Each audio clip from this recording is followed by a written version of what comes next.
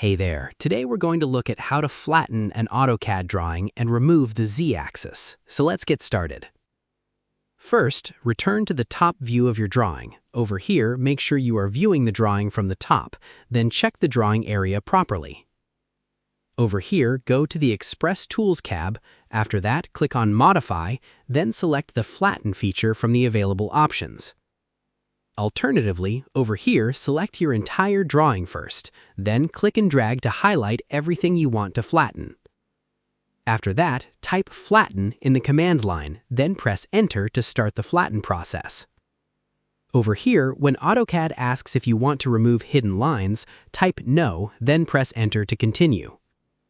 Then, wait a few moments for AutoCAD to process the command. Over here, let the process complete and your drawing will be flattened successfully.